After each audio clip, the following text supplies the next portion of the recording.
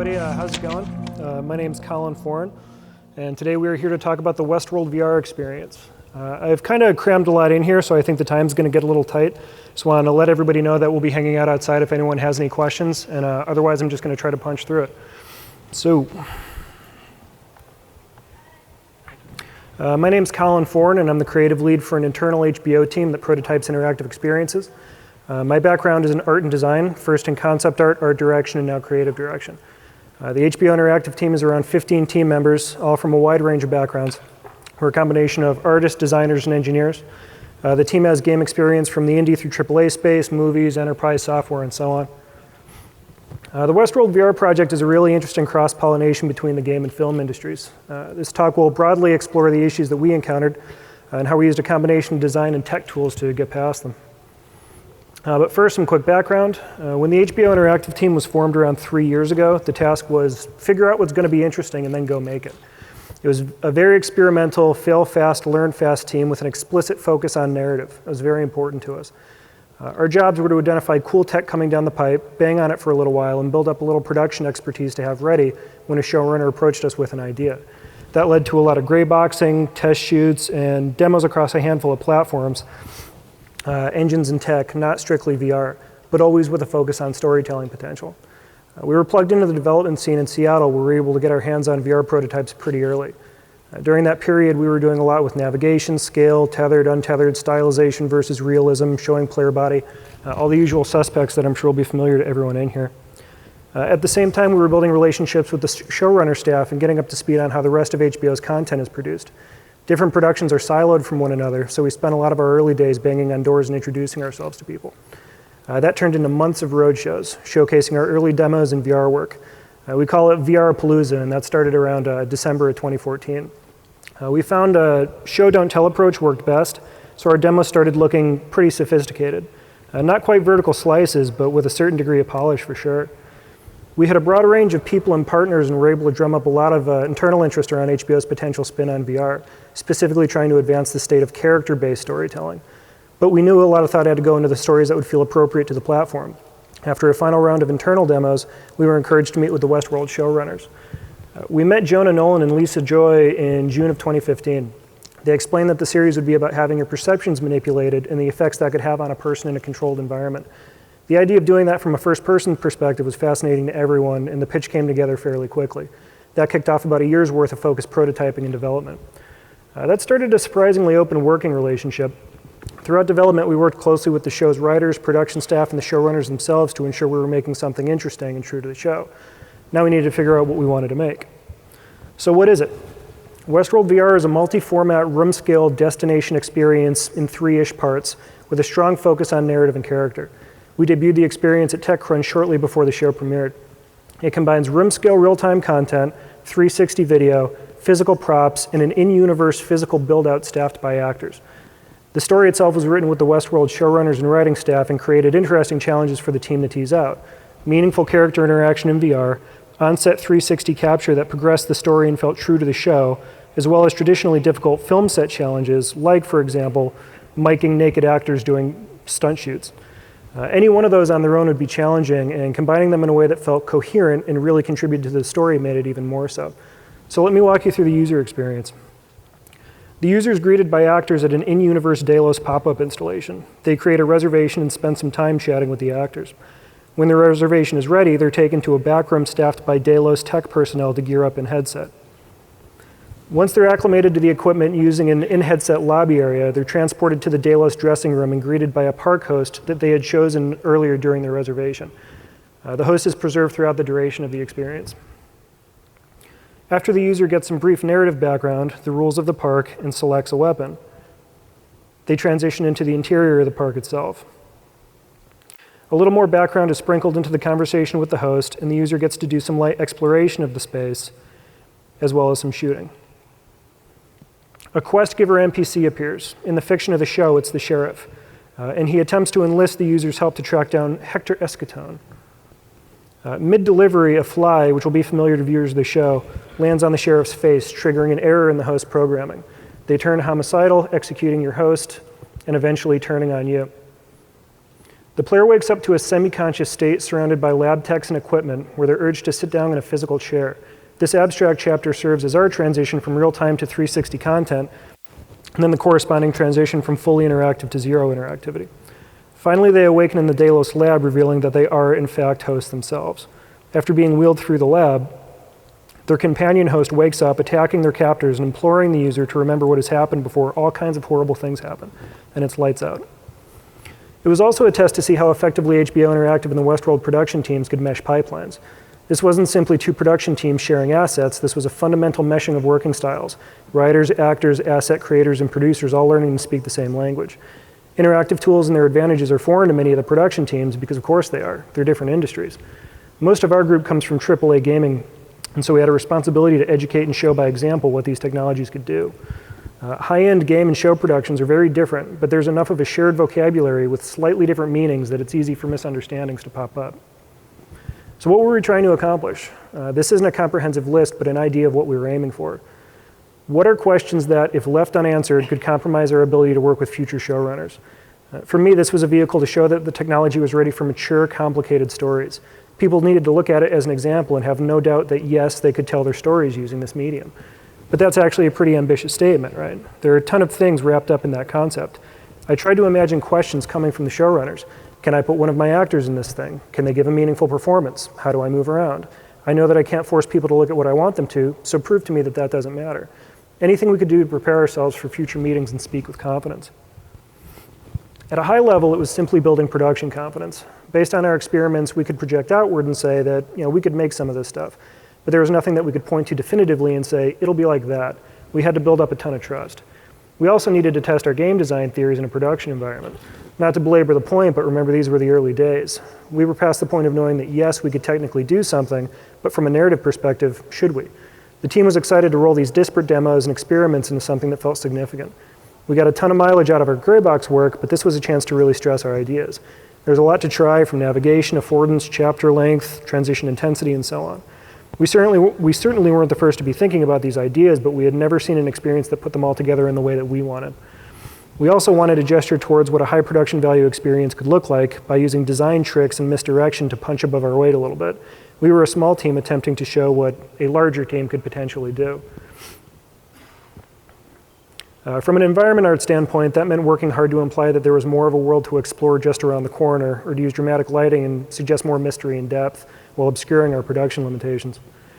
We had similar ideas on the character side, that if users tested an interaction with a character, they would get a response implying that there was a ton of robustness behind that character.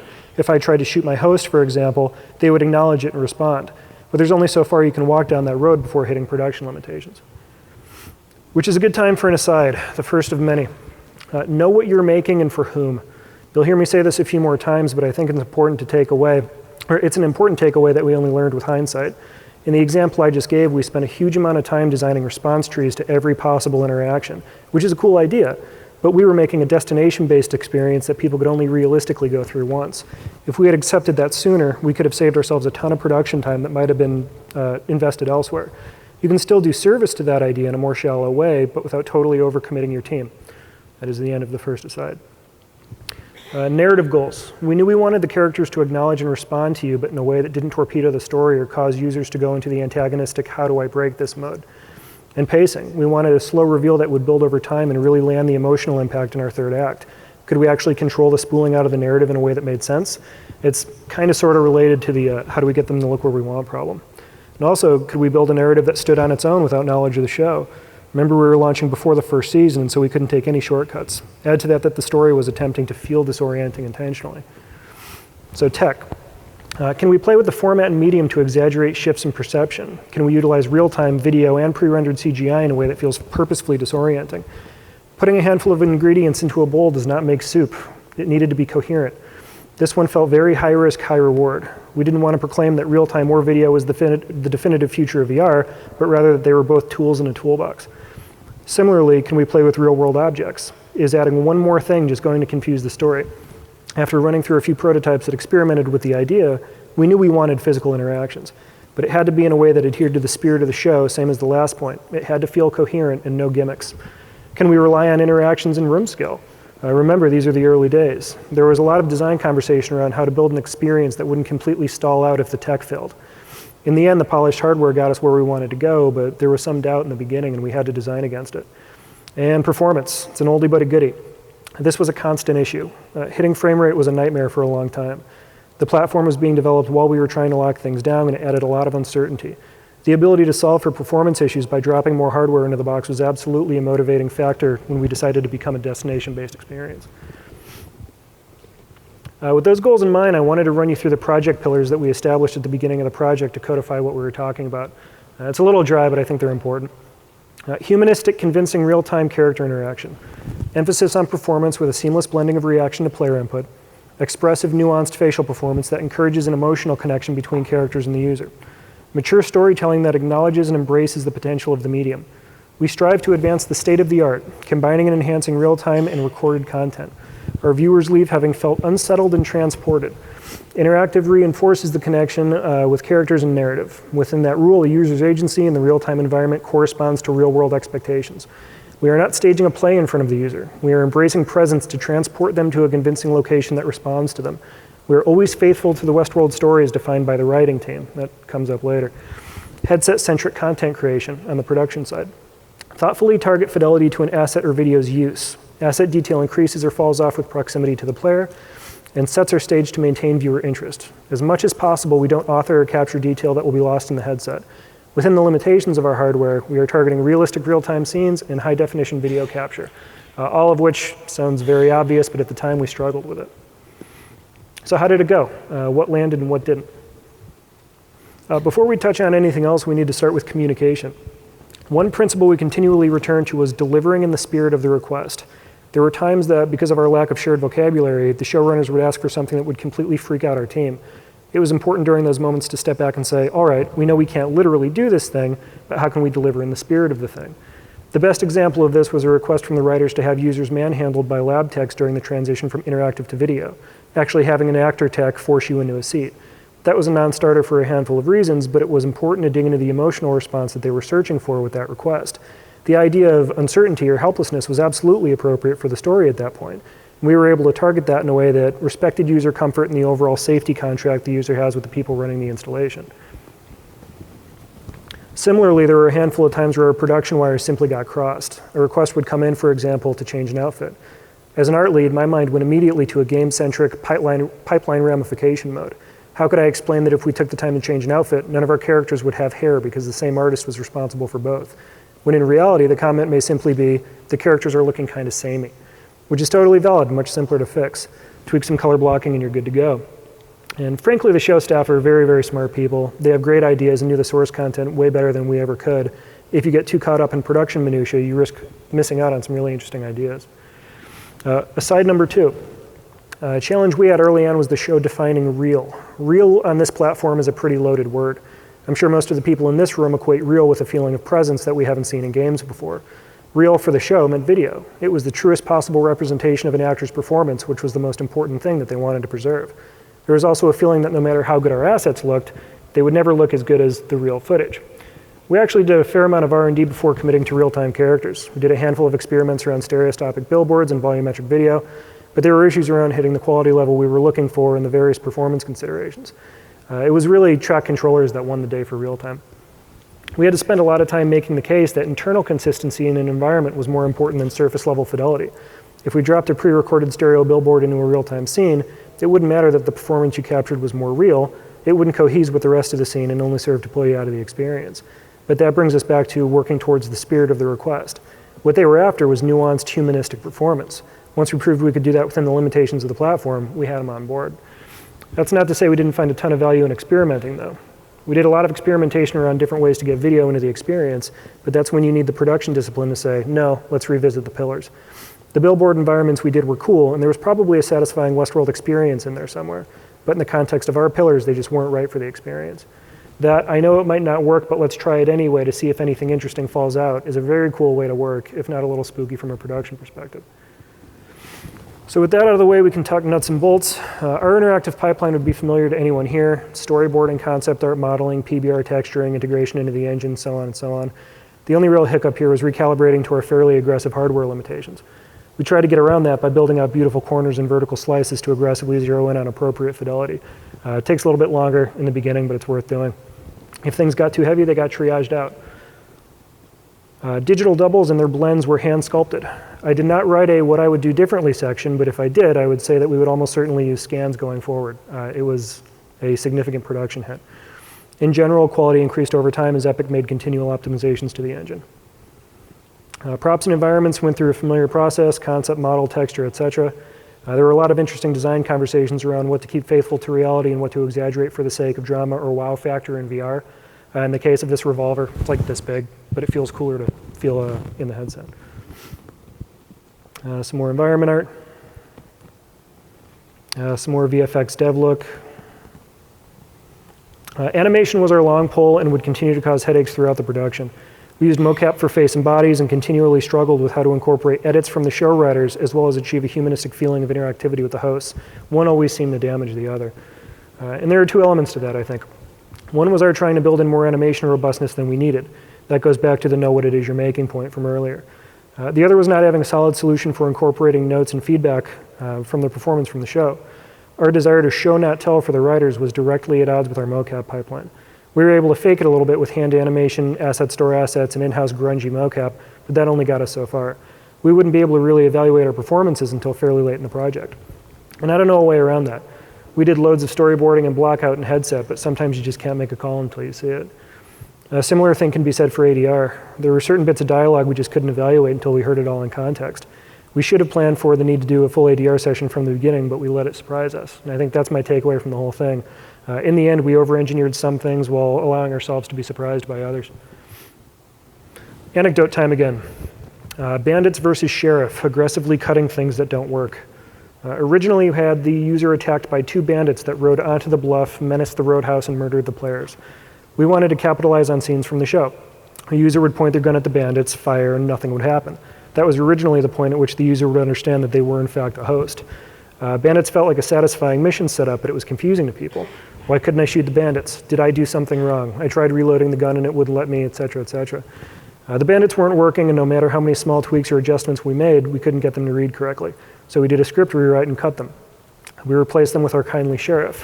Whether people recognize the character from the show or not, we could rely on the symbol of a sheriff and the benevolence implied there to more clearly convey the state change to the viewer when the fly lands on his face. It was really challenging to cut that much content, especially the mocap, from the experience, but it had to be done for clarity's sake. Affordance. We spent a lot of time throughout the project developing a strategy around the dividing line between traditional game UX and game design object interaction. There was a lot of design and conversation around gamey user communication, like glowing outlines on interactive objects versus trying to keep things discoverable. In the end, we tried for physical where possible, but if an interaction was worse without explicit callouts, then we would put them in. I wish it was cleaner than that, but there you go. Another benefit of the experience as a destination is that we had total control over the user experience. It didn't end up happening, but if we ever got into a situation where someone simply wasn't getting an interaction or becoming stuck, we knew we had the actors available to provide feedback or guidance through a microphone. That kept us from having to rely too heavily on voiceover, text overlay, etc. In the headset, or it doesn't count. It was kind of incredible how often we would land on a design idea that we were totally confident in, only to have it fall down once it was in the headset. That also taught us not to get too precious with our ideas. If the wine is bad, spit it out. That applied to the general environment layout as well. We spent a lot of time with a variety of gray box testing whether or not an environment should match the show perfectly or be altered drastically to meet the physical borders of the play volume, or be some combination of the two. And in general, we struggled with affordance. We had the general design challenge of wanting items to behave as you'd expect them to in the real world. We were able to solve for a lot of that by keeping things just out of reach and implying that they could be interacted with. I worried about that approach early on, but people bought into it without any problems. The shoot. Our shoot took place on location in the Delos lab set. I don't think I've ever seen a location more hostile to the idea of a 360 shoot. Rectilinear patterns everywhere, nested reflected surfaces, tight corridors, and dramatic lighting all promised to make stitching and processing a nightmare. Thankfully, we had the support of Spherica for capture and processing and the Westworld production team for set support on the day of the shoot. Of course, lighting, sound, and blocking all had to be approached differently, and watching the department lead solve these problems, often for the first time, was very impressive. Sometimes we just had to improvise. For this shoot, we didn't hire a director of photography. Rather, I was on set explaining what we needed different elements of the shot to do, and then we blocked the set accordingly. It came together, but some issues were more difficult to address than others. For example, we had to move Video Village offset, but due to the range, the monitors we were using continually ran into wireless signal drop-off. Eventually, we were able to duct tape a solution together, but it's those sorts of issues you won't see coming until you're in the middle of it. The group had done a lot of experimentation with mono and stereo 360 video before, but this was on a totally different scale. We spent a ton of time, both before and on the day of the rehearsals, experimenting with single shots, crossfades, and so on. We were terrified of introducing nausea, but in the end, we were being too conservative. Eventually, the director made a hard push for the one long continuous shot, with all of the turns involved with that. We were spooked, but found that if you were gradual enough in your movements, we didn't introduce any discomfort. We also had the wheelchair follow the outside of the room, meaning that the user always had a dark wall to one side of them for most of the trip. That had the double benefit of allowing us to block action and guide gaze, as well as give users some visual rest if they needed it. And then there were the typical issues that you would run into on any production, but were new to our team. Casting was especially difficult. I had worked with actors in games to capture a likeness, but the contract negotiations around live action casting were new to me. For this experience, we needed actors that were comfortable with a digital double and all of its associated usage and distribution, nudity, and stunt work. You can imagine that pool of people getting progressively smaller and smaller as you go digging. And then the questions we never would have thought to ask. How much is a squib? How do you hide it during a 360 shoot? On a naked person? All of it needed to be figured out pretty quickly, and I'm really impressed with the results that we were able to achieve. And a quick note on audio, our friend Chris Hegstrom will be giving a talk around some of the interesting work we did with sound capture and emitters. I encourage you to attend that if you can. And that is a horse. We had a horse on set. It was a nightmare. The build-out. The build-out was pretty extravagant, with 6 actors on site at any given time to take reservations, make people feel comfortable, and get them through the experience. We had front room actors dressed as hosts who would interact with people, take their reservations, and get them excited about the universe. We also had backroom techs that would run the booths, manage the builds, and offer any assistance needed during the demos. All of it was done in fiction. The build-out itself supported 2 play spaces behind a large outward-facing lobby facade area. This was incredibly effective. People loved it, and while I was a little spooked at the idea of actors improvising in-world dialogue or of people trying to trip them up, they did it wonderfully. People really responded to the feeling of one-on-one interaction with the actors. It made it feel much more personal. Reception. Our feedback was extraordinarily positive. We agonized over the balance between making things feel mysterious versus clear for a year and a half, and I was shocked at how well people seemed to follow the story. We have a few interesting pieces of data here. We premiered at TechCrunch before the show was out, but our next showing was at New York City Comic Con after the show had premiered. We got 2 different but equally positive reactions. For the people that hadn't seen the show, they loved being swept along on an experience that felt large and interconnected. The broad emotional strokes that we were using were enough to make people feel satisfied. For people that were familiar with the show, we had a much more specific reaction. People were thrilled to see familiar reactions and hear familiar lines. Specifically, the fly landing on the sheriff's face was a crowd pleaser. In VR, of course, that fly is the size of a golf ball, and we were still afraid people wouldn't be able to notice it. But post-show, people snapped to it immediately and totally lost their minds. Everyone understood where they were and what was happening. It was very satisfying. The people familiar with the show also wanted to push the bounds of the park. There was a lot of, I wish I could have gotten on a horse and then robbed a bank and then climbed a mountain, which at that point you're just describing Westworld. We couldn't make that. But that's good. It's better to leave people wanting more. Though we were wary about it, we didn't have any negative responses to the violence. We spent a lot of time balancing the faithfulness to the show with an awareness that we had to be careful with how intense we went. We used to call that knowing how hard to swing the bat. Action that felt right at home in a game or a film could feel way too intense in someone's personal space. And we did have a few people quit early due to sensitivities around gun violence, but no extreme reactions. It was all very positive.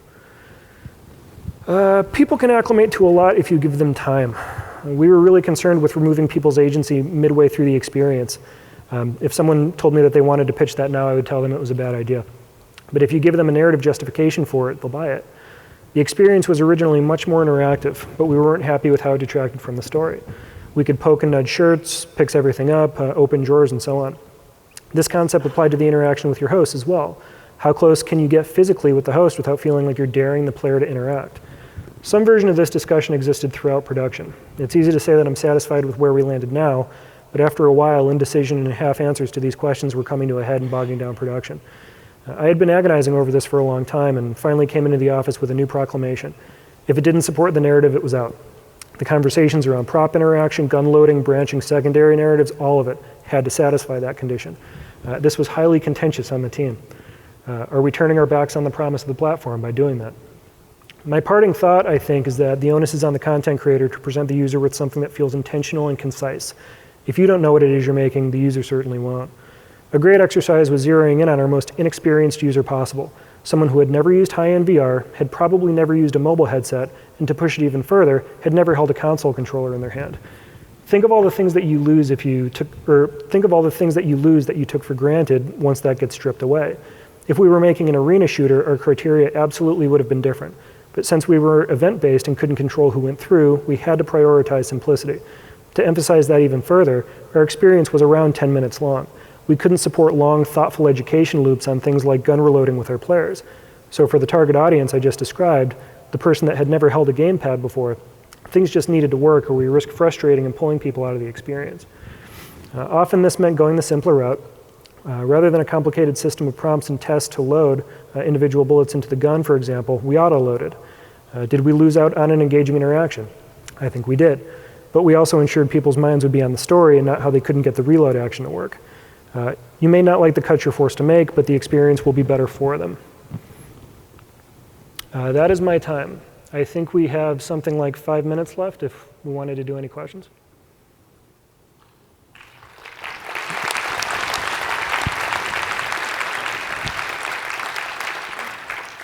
And so we'll do our best to make it through, and like I said, anything that we don't get to, I'm going to grab a coffee and hang out in the lobby, so I'm happy to talk to anyone. Hey, you talked about having this interaction gradient. That's a really interesting point. I look at other VR experiences like Job Simulator, and the creators of that really, they talk about trying to focus on having a level amount of interaction within their systems. Could you talk a bit about how you use with that gradient, how you set up the expectation for the user to be accustomed to losing interactivity or gaining it back? I think it's easy to look back on that now and say, just do whatever feels appropriate, but there was a huge amount of fluctuation throughout the entire experience. Job Simulator is an easy one because, of course, as soon as everyone goes through it, you say, oh my God, I want it to be like Job Simulator, but that was not appropriate for the thing that we were making, I think we got away with what we did because it was a very gradual removing of agency for people. And there was always a narrative explanation for it. I think if we had hopped around or gone more intense, then pulled back, then gone back intense again, it would have felt disjointed and it wouldn't really have cohesed in the way that we wanted it to. Yep. Hello there. Yeah, thank you for that. Wonderful. And I love the show as well.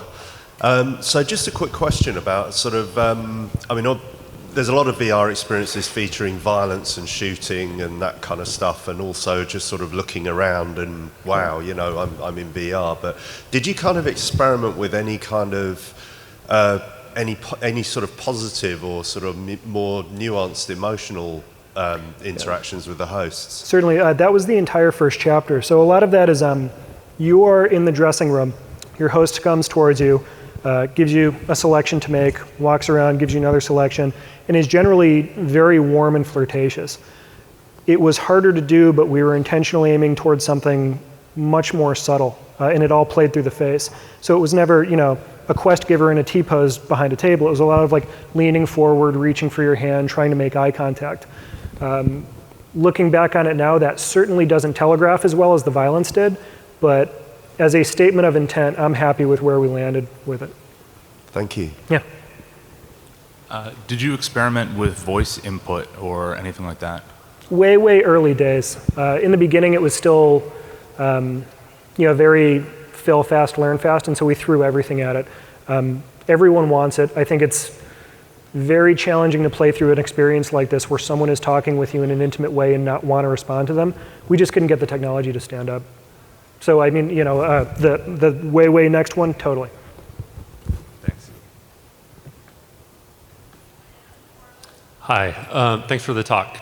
Can you quantify the number of people that came through the experience? And then I had just a separate question.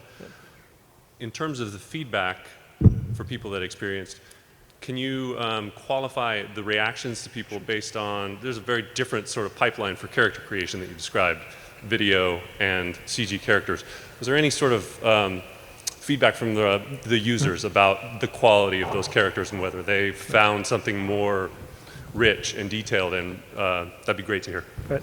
As far as people that had gone through, I think we topped out at several hundred. It was across a couple of conventions, so a couple of booths running all day, getting as many people through as we could at about 10 minutes a pop. So it's around several hundred people. As far as the feedback, honestly, it's kind of a tricky one because I think we got a little bit more of a boost than we expected by, oh my God, it's my first time through VR and this is amazing, you could have showed me anything. We did specifically pick at that intersection between the digital doubles and the actors transitioning. I think we were able to get away with more because we allowed each of those time to breathe and didn't really insist on it. So in the first 2 chapters where you're interacting with your digital double, it doesn't feel hurried. And then we have that interstitial chapter where you don't see them again. And then when you have them walk by in the 360 video portion and finally have them go through their climax, it's one, I think either of those stand on their own. So if you don't make the connection, you're not penalized for it. And second, it's a very passive connection. Like we're not saying, oh my God, identify that this was your host companion or something negative will happen to you. At that time, it's very explicitly passive and you can just sort of take in what's happening in the scene. So I take from that we did a very good job, but I don't think that that's, like honest critique really. I think we really did get a boost from people just kind of being dumbfounded by what was happening around them. I think, is that time? That puts us at 30. All right, well, like I said, we got time for one more. No one's yelling at me yet. I was just curious when you mentioned that you were able to keep production time a bit down by having a smaller number of affordances in given scenes.